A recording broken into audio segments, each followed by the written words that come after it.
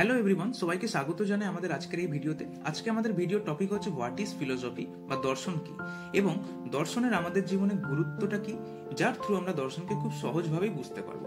বা আরেক কথা এটাকে আমি বলতে পারি যে দর্শন কি শুধুমাত্র একটা থিওরিটিক্যাল সাবজেক্ট নাকি অ্যাজ ওয়েল অ্যাজ একটা প্র্যাকটিক্যাল সাবজেক্ট।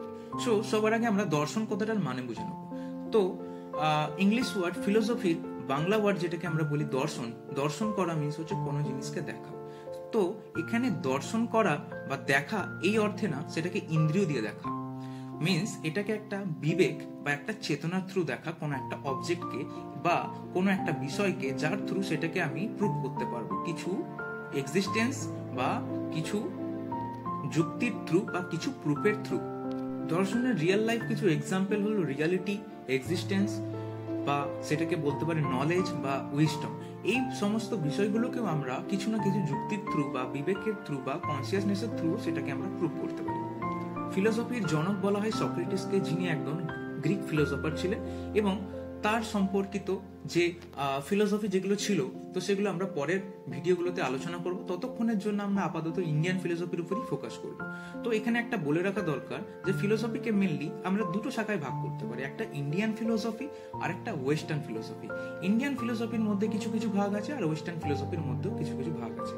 তো সবার আগে ইন্ডিয়ান ফিলোসফিকে যদি আমি ভাগ করি, তো তার মধ্যে বিভিন্ন ধরনের ভাগ পড়বে। তো সেখানে অসংখ্য ভাগ আছে, কিন্তু যেগুলো আমরা মেনলি ইনক্লুড করব সেগুলো হচ্ছে epistemology, ethics, metaphysics, logics, existentialism, axiology and idealism. তো মেনলি এই ভাগগুলোকে আমরা আলোচনা করার চেষ্টা করব। আমরা আমাদের লাইফে বিভিন্ন ধরনের প্রবলেম ফেস করি, বা আমরা আমাদের লাইফে বিভিন্ন ধরনের জিনিসকে বা বিভিন্ন ধরনের বস্তুকে আমরা অবজার্ভ করি, এবং এর থ্রু প্রবলেম কি এবং তার সলিউশন কি হবে, তো সেখানে আমরা আসার চেষ্টা করি। প্রত্যেকটা জিনিসের পেছনে আমরা এই লজিক কথাটা ইউজ করি বা যুক্তি কথাটা ইউজ করি। তো কোন একটা জিনিস হওয়ার পেছনে কি লজিক আছে, বা কোন একটা জিনিসকে হতে গেলে কি কি আমাদের কন্ডিশন ফুলফিল করতে হবে, যার থ্রু সেটাকে একটা বিজ্ঞানের ভাষা দিতে পারবো, তো সেই বিজ্ঞান পর্যন্ত আসার নামই হচ্ছে ফিলোসফি। তো প্রত্যেকটা জিনিসকে অবজার্ভ করতে হবে, এবং প্রত্যেকটা জিনিসকে হওয়ার পেছনে তার লজিক কি বা তার পেছনের যুক্তি কি হতে পারে, সেইটাকে আগে আমাদেরকে ভাবতে হবে। তো মেনলি আমাদের যে হিউম্যান ব্রেন আছে, তো সেটাকে আমরা অ্যাকচুয়ালি ইন ফিলোসফি যেটা আমরা মেটাফিজিক্স বলি, তো মেটাফিজিক্সে মেনলি আমরা নিউরোফিজিক্যাল বা নিউরাল নেটওয়ার্কের থ্রু বা আমাদের যে নিউরন আছে তার থ্রু আমাদের যে চেতনাকে আমরা অ্যানালাইসিস করি। তো সেই লেভেলে বা সেই সূক্ষ্ম লেভেলে বা কোয়ান্টাম লেভেলেও পর্যন্ত আমরা কনসিয়াসনেসকে আমরা ভাগ করে থাকি। তো এখান থেকে এইটুকু ক্লিয়ার যে ফিলোসফি কত রকম অ্যাসপেক্ট রাখে through the help of human brain বলতে পারো, বা থ্রু দ্য হেল্প অফ আমাদের কনসিয়াসনেস। ইনফ্যাক্ট একটা বস্তু কি চিন্তা করতে পারে কিনা, বা একটা বস্তুকে যদি চিন্তা করতে হয় তার পেছনে কি কি রিজন থাকতে পারে এবং তার এফেক্টও কি কি হতে পারে, এটাও ইনফ্যাক্ট আমরা ফিলোসফি থেকে পেয়ে যাই। তো এইগুলোর মধ্যে আমরা মেনলি কিছু ইন্ডিয়ান ফিলোসফারের নাম বলছি, যেগুলোর মধ্যে হচ্ছে গৌতম বুদ্ধ, নাগার্জুন, আদি শঙ্করা এবং আমার ফেমাস সবার প্রিয় স্বামী বিবেকানন্দ। তো আমরা যদি এখানে শুধুমাত্র স্বামীজির কথা বলি, তো সেখানের মধ্যে বিভিন্ন রকম আমরা দর্শন পেয়ে যাব। তো দর্শনের মধ্যে সেখানে আমরা কর্মযোগ, ভক্তিযোগ, রাজযোগ, জ্ঞানযোগ ইত্যাদি এই রকম ধরনের কনসেপ্ট পেয়ে যাব। তো সেইগুলো আমাদের লাইফে যদি আমরা একবার অ্যাপ্লাই করে দিই, বা সেটাকে যদি আমরা বুঝে তার পেছনে যুক্তি খুঁজি এবং তার পেছনে হওয়ার যে কি কি কন্ডিশনস আছে সেগুলোকেও যদি অ্যানালাইসিস করি, তাহলে আমাদের লাইফটা অনেকটা ইজি হতে পারে। তো ইন্ডিয়ান ফিলোসফির যদি এখানে শুধুমাত্র কথা বলা হয়, তো সেখানের মধ্যে বিভিন্ন ধরনের ফিলোসফিক্যাল টার্মস এখানের মধ্যে চলে আসবে, যার মধ্যে আমি আগেও বললাম কর্মযোগ, সাংখ্যযোগ, ভক্তিযোগ, জ্ঞানযোগ ইত্যাদি। বা আরেকটা যদি ফেমাস নাম বলি, সেটা হচ্ছে বেদান্ত। এখানে বেদান্তর বিভিন্ন ধরনের ভাগ হয়, সেটা হচ্ছে মেনলি দ্বৈত বেদান্ত, অদ্বৈত বেদান্ত এবং বিশিষ্ট বেদান্ত। তো এখানে বিভিন্ন ধরনের কনসেপ্ট আছে ফিলোসফিক্যাল মিনিং এর থ্রু। তো আপাতত জাস্ট একটু ইন্টারেস্ট দেওয়ার জন্য আমি এইটুকু বলে রাখি অদ্বৈত বেদান্ত। তো অদ্বৈত বেদান্ত মেনলি লিখেছিলেন আদিগুরু শঙ্করাচার্য। তো এর মধ্যে মেনলি একটাই বিষয় ফোকাস করা হয়, সেখানে হচ্ছে অদ্বৈত। অদ্বৈত মানে কি, যেটা দ্বিতীয় নয়, মিন্স একটাই, মিন্স ওয়ান।